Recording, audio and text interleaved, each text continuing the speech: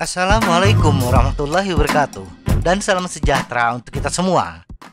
Pada video sebelumnya, kita mengetahui berapa volume dan intensitas latihan pesepeda profesional, di mana untuk intensitas latihan, kita mengetahui angka yang mudah kita tiru.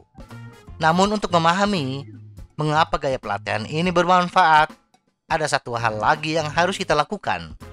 Bandingkan pelatihan pesepeda profesional dengan persyaratan balap mereka.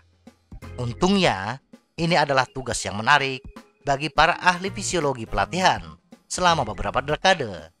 Dengan demikian, kita memiliki sedikit pengetahuan tentang persyaratan bersepeda bagi pesepeda profesional.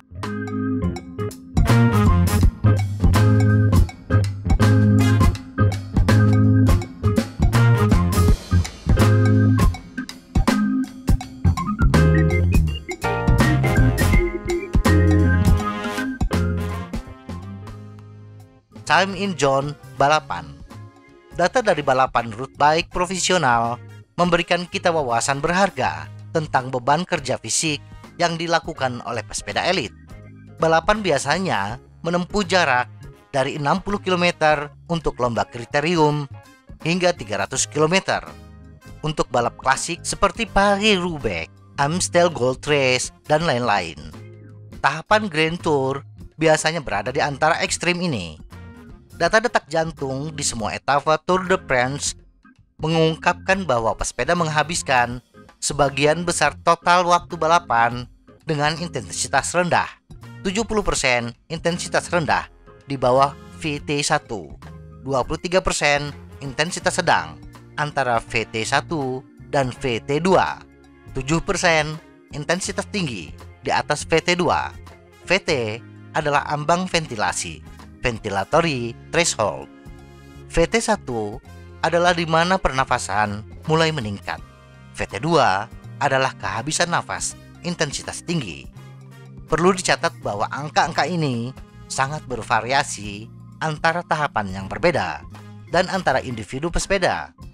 Selama tahap gunung, angka-angka tersebut berubah untuk mendukung intensitas yang lebih tinggi. Di sini, pesepeda melakukan 52% usaha di zona rendah, 36% di zona sedang, dan 12% di zona intensitas tinggi. Sebagai gambaran, etapa 7 Tour de France tahun 2019, etapa yang relatif datar, dimenangkan oleh Dylan Groenewegen dengan waktu finish di atas 6 jam. Bila kita merujuk pada hasil sebelumnya, 70%, 23%, 7%, maka perkiraan kita, etapa tersebut seharusnya diselesaikan sekitar 4 jam dan 12 menit pada intensitas rendah, 1 jam dan 30 menit pada intensitas sedang, dan 18 menit pada intensitas tinggi. Sedangkan etapa 18 yang merupakan etapa pegunungan yang dimenangkan Nairo Quintana dalam waktu 5,5 jam, diperkirakan membutuhkan waktu 2 jam 51 menit pada intensitas rendah, 1 jam 58 menit pada intensitas sedang, dan 40 menit pada intensitas tinggi. Perlu dicatat bahwa perlombaan seperti TDF membutuhkan konservasi energi. Dengan demikian, kita menduga bahwa balapan satu hari klasik dapat menghasilkan waktu dalam jumlah zona dengan distribusi usaha intensitas sedang dan tinggi yang lebih besar.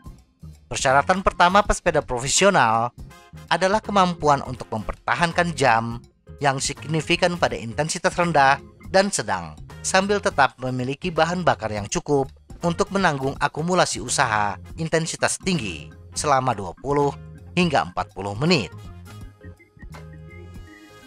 Output daya selama balapan. Pesepeda profesional mampu menghasilkan output daya tinggi dan rasio kekuatan terhadap berat yang luar biasa. Jack and Rope melaporkan output daya rata-rata 240 watt selama tahap TDF dengan durasi 6 jam.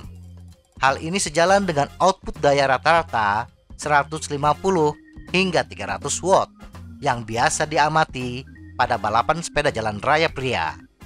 Penelitian Sanders dan rekan melaporkan output daya rata-rata 3,0 watt per kilogram selama 4 tahun balapan di jalan raya pada 20 pesepeda profesional pria.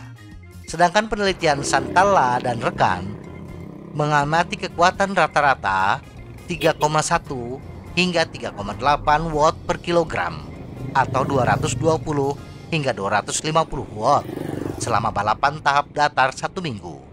Selama pendakian, pesepeda mengeluarkan power rata-rata 5,5 watt per kilogram. Walaupun demikian, penelitian Jack and Drop juga melaporkan seorang pesepeda yang selama TDF selama 6 jam bersepeda dengan kecepatan rata-rata 40 km per jam mencapai daya rata-rata hanya 98 watt. Ini menyoroti manfaat dari keterampilan hemat energi seperti drafting. Sementara output daya absolut dari pesepeda profesional mungkin tidak tampak terlalu jauh dari jangkauan. Mereka dengan cepat menjadi monumental ketika dinyatakan sebagai rasio kekuatan terhadap berat. Kebutuhan energi balapan. Balapan mengekspos pesepeda untuk upaya durasi panjang dan intensitas yang cukup besar. Hal ini mengakibatkan pengeluaran energi yang cukup signifikan. Selama tahap TDF, pesepeda dilaporkan menghabiskan sekitar 5.700 kilokalori per hari. Namun, pengeluaran ini mungkin mencapai 9.500 kilokalori per hari pada hari-hari ekstrim. Santalla dan rekan melaporkan bahwa pesepeda biasanya mengkonsumsi 25 gram karbo per jam selama tahap TDF. Ini lebih rendah dari 30 hingga 60 gram per jam yang biasanya direkomendasikan untuk mengoptimalkan ketersediaan energi. Rekomendasi yang lebih baru menyarankan asupan karbohidrat lebih tinggi dari ini. Dengan demikian, kebiasaan nutrisi baik selama balapan maupun di antara tahapan sangat penting dalam mengoptimalkan kinerja. Demikian pula, kemampuan untuk menghemat energi melalui penghematan dan efisiensi bersepeda yang kuat akan membantu memaksimalkan penyimpanan bahan bakar yang tersedia. Ini adalah properti yang perlu dikembangkan oleh amatir dan profesional untuk mencapai kesuksesan.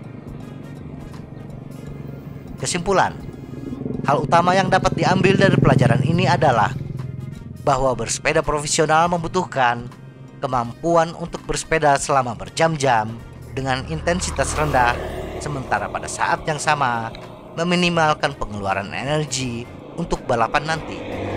Kemampuan untuk bertahan dalam jangka waktu yang lama pada usaha dengan intensitas sedang dan tinggi, balapan dapat berlangsung 5 hingga 6 jam dengan sebanyak 30 hingga 50% waktu balapan dialokasikan untuk intensitas sedang dan tinggi. Kemampuan untuk mengisi kembali bahan bakar selama dan di antara tahapan sangat penting untuk kinerja. Kemampuan untuk menghasilkan hasil akhir yang kuat. Sprinter harus melakukan beberapa upaya intensitas tinggi pada 10 menit terakhir sebelum menyelesaikan sprint mereka dengan power sekitar 17 watt per kilogram untuk pria. Singkatnya, kita melihat pola yang mencolok. Ketika atlet elit berlomba, mereka bekerja di ketiga zona intensitas aerobik utama. Dan untuk mempersiapkan balapan ini, hal yang mengejutkan adalah mereka berlatih di semua zona intensitas itu. Semoga informasi ini bermanfaat. Tetap sehat. Salam goes.